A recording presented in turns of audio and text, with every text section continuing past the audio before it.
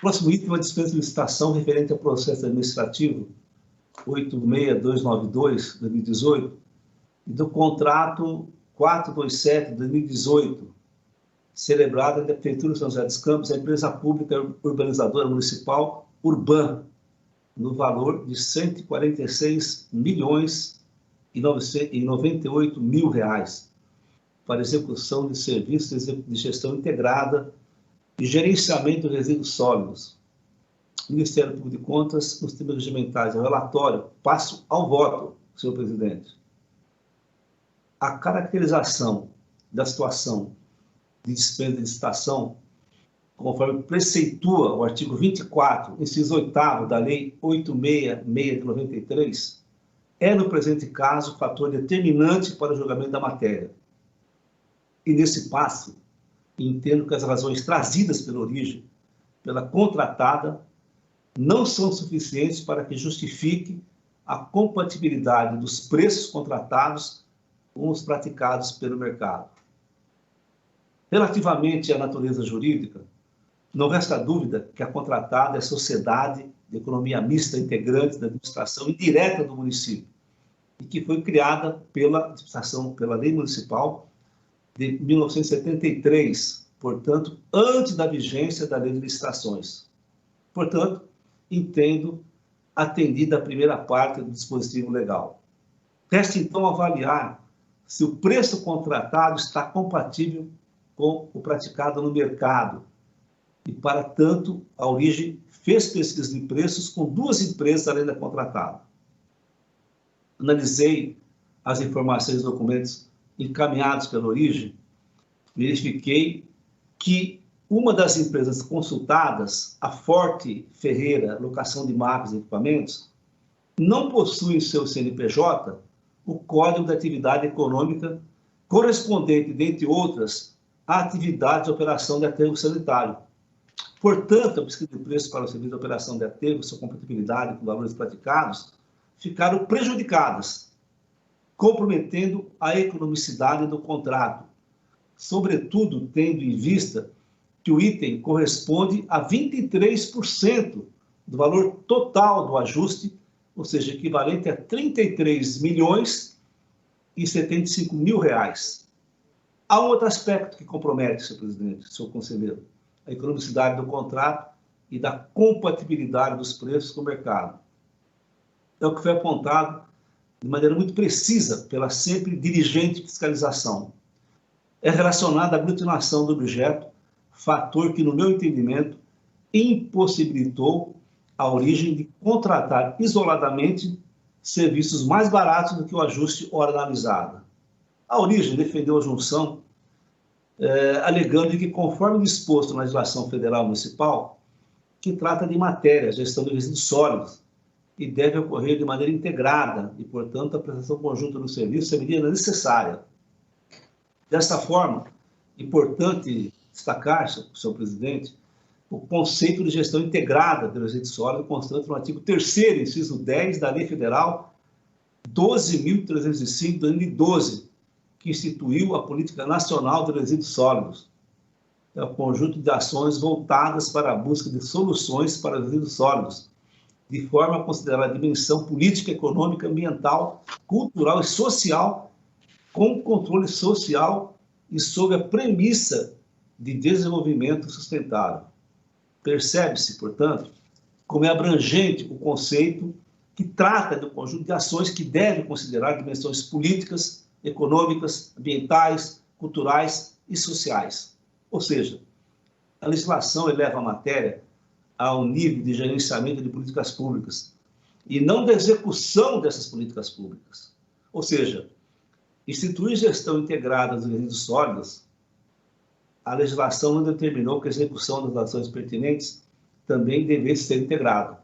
Ou seja, uma coisa é orientação do projeto, do estudo, da questão como tratar resíduos sólidos. Outra coisa é como executar os serviços que vai cuidar do resíduo sólido. Não dá para confundir as coisas. Então, dessa forma, senhor presidente, eu entendo que deixou de entender que essa é a melhor e única forma de execução do Plano Nacional, como interpretou a municipalidade, está em desacordo com a orientação. Não existem motivos para que o legislador criasse regras que tornassem necessária a execução integrada dos diversos serviços ligados aos resíduos sólidos, pois tais medidas restringiriam a competitividade do mercado, prejudicando pequenas empresas, reduzindo o potencial da economicidade da administração pública.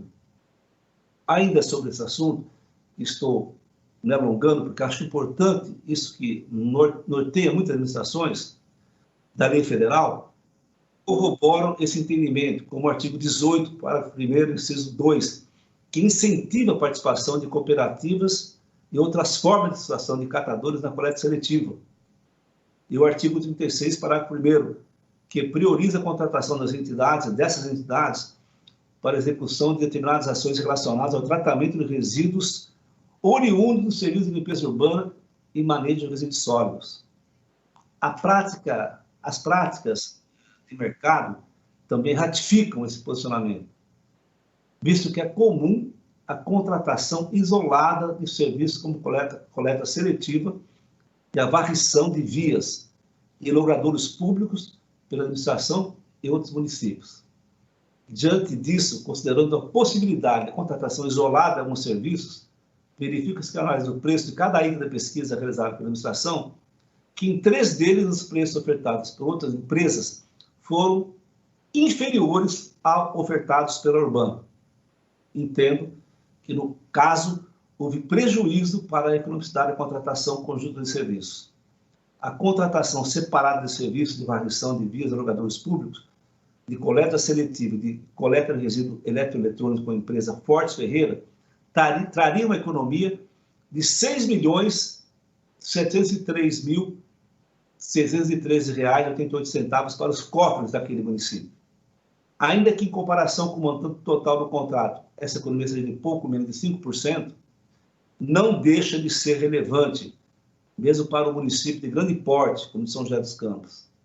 Ao considerar que não restou demonstrada a economicidade, bem como sua compatibilidade com os praticados no mercado, entendo que não está justificada a despesa de licitação nos termos da lei.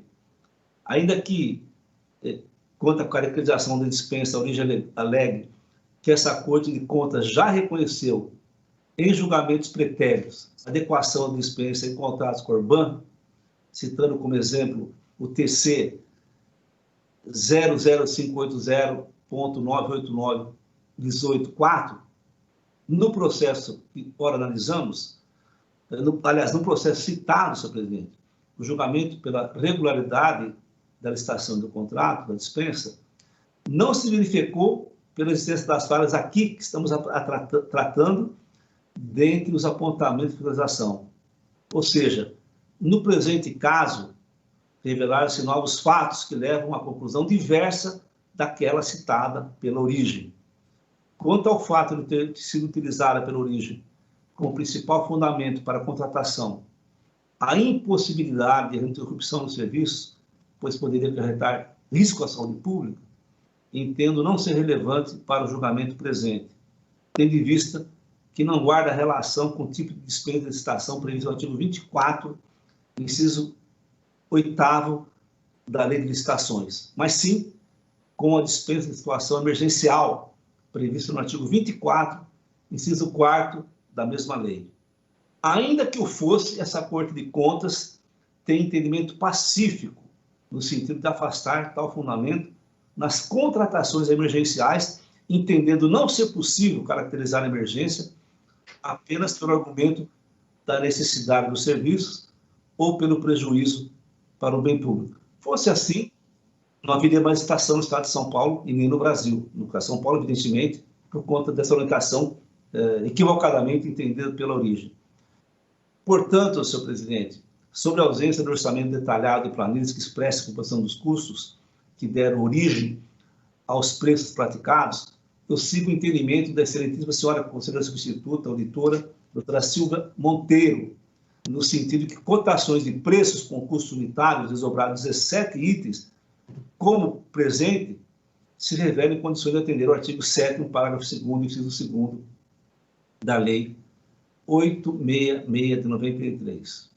Diante do exposto, julgo irregulares a dispensa de licitação, processo e contrato entre a Prefeitura de São José dos Campos e a empresa pública Urban, a empresa pública urbanizadora municipal S.A., e aplico multa ao responsável em 400 UFESPs. Esse é o voto, presidente. Que está em discussão. Em votação, aprovado.